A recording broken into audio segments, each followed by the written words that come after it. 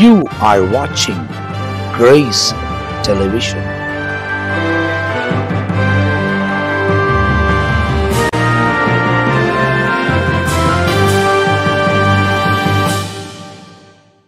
ஆண்டவரும் அருமை இரட்சகரமாக இருக்கிற இயேசு கிறிஸ்துவின் நாமத்தில் இந்த நல்ல காலை நேரத்தில் அன்பின் வாழ்த்துக்களையும் ஸ்தோத்திரங்களை எடுக்கிறேன். ஆண்டவராகிய தேவன் தொடர்ந்து நம்மை ஆசீர்வதித்து நடத்துகிறவர். இன்னொரு எபிசோடாகிய இயேசுவோடு பேசும் நிகழ்ச்சியில் உங்களை சந்திப்பதில் மிகுத்து மகிழ்ச்சி அடைகிறேன். ஆண்டவர் நம்மை பொறுப்பெடுத்து பாதுகாத்து எல்லா தீமைகளுக்கு விலக்கி நம்மை நடத்துகிற தேவனாக இருக்கிறார். ஆகினால அநேகர் இந்த நிகழ்ச்சிகளை பார்த்து மகிழ்ச்சி அடைகிறாங்க.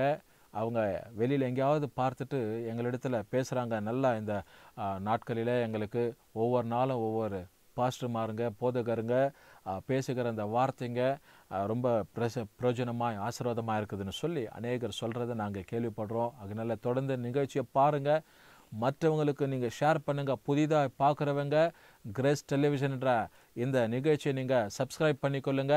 தேவன் நம்மை ஆசீர்வதித்து ஒவ்வொரு நாளும் பாதுகாத்து நடத்துகிற தேவனாக இருக்கிறார். வர நோட்டிஃபிகேஷன்ஸுங்களுக்கு நீங்கள் இடம் கொடுத்து அதை நீங்கள் பங்கு பெறும்போது ஒவ்வொரு நாளும் உங்களுக்கு புதிதான காரியங்களை கர்த்தர் உங்கள் வாழ்க்கையில் செயல்படுத்துவார். குடும்பமானவரில் அநேகருக்கு பகிர்ந்து நீங்கள் அந்த காரியங்களை ஊழியமாக செயல்படும் போது தேவன் உங்களை தொடர்ந்து ஆசீர்வதிப்பார். கர்த்தருடைய காரம் தொடர்ந்து தாங்கும். ஆதியாகமத்தின் புத்தகத்தில் ஒரு அருமையான வசனத்தை நம்ம வாசிக்க போகிறோம். 28ஆம் அதிகாரம் 15வது வசனம். The book of Genesis chapter 28 verses 15 says like this. வாசிக்கிறோம் பாருங்க.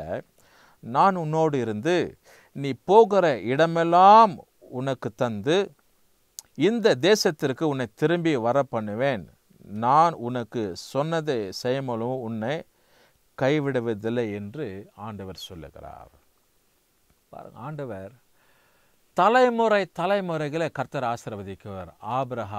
ஆபிரகாமுடைய குமாரனாகிய ஈசாக்கு, யாக்கோபு, இப்படி ஆண்டவர் தலைமுறைகளை ஆண்டவராகிய தேவன் ஆசீர்வதித்தார். எனக்கு அருமையானவர்கள், இந்த காலை நேரத்தில் பாருங்க, அவர் நம்மையும் ஆசீர்வதிக்கிறவர். இந்த அதிகாரத்தை நீங்கள் 28ஆம் அதிகாரத்தை நீங்கள் முதல் வசனத்தில் இருந்து உங்களுக்கு நேரம் இருக்கும்போது நீங்கள் ஒவ்வொரு வசனமாக படித்து பார்க்கும்போது யாருக்கு சொன்னார், யாரை ஆசீர்வதித்தார், யாரை தேசத்திலேருந்து புறப்பட பண்ணினார், மறுபடியும் தேசத்திற்கு கொண்டு வர பண்ணுவாருன்னு சொல்லி நீங்கள் விவரமாக எல்லாவற்றையும் புரிந்து கொள்ளலாம். இதனுடைய நட்சல் சாராம்சத்தை மாத்திரம், இதனுடைய ரகசியத்தை மாத்திரம் உங்களுக்கு நான் வெளிப்படுத்தி இந்த காலை நேரத்தில் உங்க ஆசீர்வாதத்திற்கு ஒரு அடித்தளத்தை போட்டு உங்க பிரகாசிப்புக்கு ஒரு வழியை காண்பித்து தேவ சமூகத்தில் ஜபிக்கணும்னு சொல்லி யோசிக்கிறேன். கர்த்தர் நம்மை ஆசீர்வதிக்கிறார். ஆகினால வசனத்தில் வாசிக்கிறோம் பாருங்க.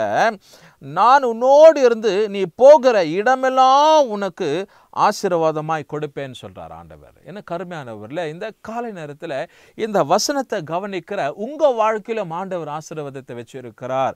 நம்முடைய எல்லாருடைய வாழ்க்கையில் ஆசீர்வாதத்தை வச்சிருக்கிறார். தேவன் நம்மை ஆசீர்வதிக்கிறது தான் அவருக்கு பிரியம். ஆனால் அநேக நேரத்தில் நாம் என்ன பண்ணுறோம்னா ஆசீர்வாதத்துக்கு மாறாதான் செயல்படுறோம், ஆசீர்வாதத்துக்கு விரோதமாக தான் செயல்படுறோம். தேவன் நம்ம நடத்துவதற்கு மாறாகத்தான் நம்ம செயல்படுறோம். இது நிமித்தமாய் நஷ்டங்கள் நம்முடைய வாழ்க்கையில் தேவைகளை நாம் எதிர்த்து அதை செயல்பட முடியாதபடிக்கு காரியங்கள் இருக்கிறது, நன்மை இல்லாதபடிக்கு காரியங்கள் இருக்கிறது, பலவிதமான போராட்டங்கள் தவிப்புக்குள்ள நம்ம வாழ்கிறதான ஒரு சூழ்நிலையாக இருக்கிறது. ஆகினால ஆண்டவர் பாருங்க, இன்னைக்கு கொடுக்கப்படுகிற இந்த ஆசீர்வாதங்களை நம்ம இழந்து போகிறவர்களாக காணப்படுகிறோம். தேவன் நமக்கு ஆசீர்வாதத்தை இலவசமாய் கொடுக்கிறார். அதற்கு எந்த விலைக்கரையும் கிடையாது. The blessing is only from the God. தேவனிடத்தில் அந்த மாத்திரம்தான் ஆசீர்வாதங்கள். இந்த ஆசீர்வாதங்கள் வாழ்க்கையில் பெறுவதற்கு தேவன் சொல்லப்படுகிற காரியங்கள், தேவன் நமக்கு வைத்திருக்கிற விதிமுறைகளை, ஆண்டவர் சொல்லுகிற காரியத்தை நாம் செயல்பட்டு அதன்படி நடக்கும்போது தேவன் ஒவ்வொரு நாளும் நம்மை பாதுகாத்து எல்லா விதத்தில் உயர்த்தி நடத்துகிறவராக இருக்கிறார். கர்த்தருடைய தயவு உன்னை பின்தொடரும். ஆண்டவர் ஆபிரகாமை ஆசீர்வதித்தார். அதே வண்ணமாக ஈசாக்கு, அவருடைய குமாரனாகிய ஈசாக்கு ஆண்டவராக தேவன் ஆசீர்வதிக்கிறார். பாருங்க, ஆண்டவர் ஆசீர்வாதம் என்பது ஒரு விசேஷம். அதற்கு மாறாக விரோதமாக தடையா எந்த மனுஷனை நிற்கவே முடியாது. No man will stand against God's blessings. தேவனுடைய ஆசீர்வாதத்துக்கு விரோதமாக தேவனுடைய செயல்பாடுக்கு விரோதமா யாரும் நிற்க முடியாது. எனக்கு அருமையானவர்களே, யாராவது தேவனுடைய ஆசீர்வாதத்தை தடுக்க முடியுமா? முடியாது. மனுஷன் எந்த விதத்திலும் தடுக்க முடியாது. ஒருவேளை சாத்தான் பல திட்டங்களை தீட்டி தேவன் உனக்கு வைத்திருக்கிறதன் ஆசீர்வாதங்களை தடுக்கணும்னு சொல்லி பல வகைகளை பல விதமான தடைகளையும் வழிகளை உண்டாக்குவோம். அதெல்லாம் மேற்கொண்டு வருவதற்கு கர்த்தர் பலன் தர ஒரு காரணம், தேவன் ஒரு மனுஷனை ஆசீர்வதிக்கணும்னு நினைச்சிட்டா அந்த ஆசீர்வாதத்துக்கு விரோதமா யாரும் நிற்க முடியாது.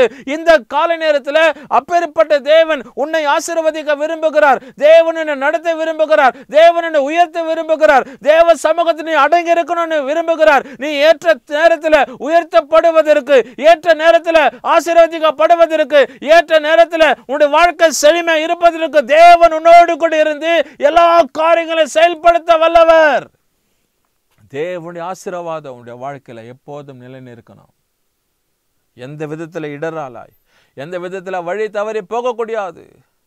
முற்பிதாக்களை கர்த்தர் ஆசீர்வதித்து இருப்பாரானால், ஆபிரகாம், ஈசாக்கு, யாக்கோபு அவருடைய பிள்ளைகளை கர்த்தர் ஆசீர்வதித்து இருப்பாரானால், இந்த கால நேரத்தில் அதே தேவன் உன்னையும் ஆசீர்வதிக்க வல்லவராக இருக்கிறார்.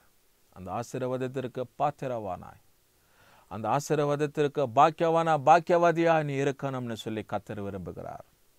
தேவன் உன்னை மறுபடியுமாய் எந்த காரியத்தில் நீ இழந்து போனையோ அதே இழப்பை இரட்டத்தனையாக கொடுக்கிறவர். ஆண்டவர் சொன்னார், இந்த தேசத்திலிருந்து, இந்த இடத்திலிருந்து நான் சொல்லுகிற தேசத்திற்கு நீ போ, மறுபடியும் நான் உன்னை கொண்டு வருவேன். The Lord's promise on his people.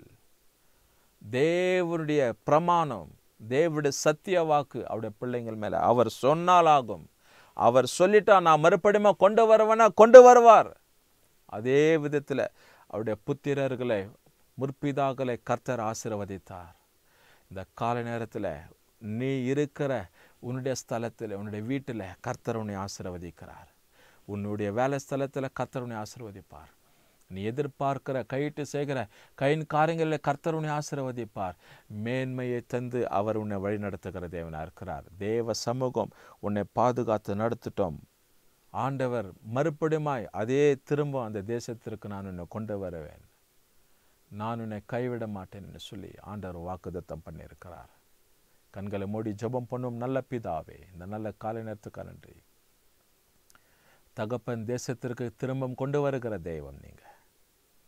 ஆண்டவர் என்னுடைய பிள்ளைகளாய் கர்த்தாவே இந்த காலை நேரத்தில் ஆண்டவர் என்னென்ன காரியங்களுக்காக யோசிக்கிறார்களோ, இந்த புதிய நாள், புதிய ஆசீர்வாதம், புதிய மேன்மை, புதிய திட்டங்கள், புதிய தரிசனங்களை கொடுத்து இந்த பிள்ளைகள் எல்லா விதத்திலும் கர்த்தர் உயர்த்தி நடத்துவீராக.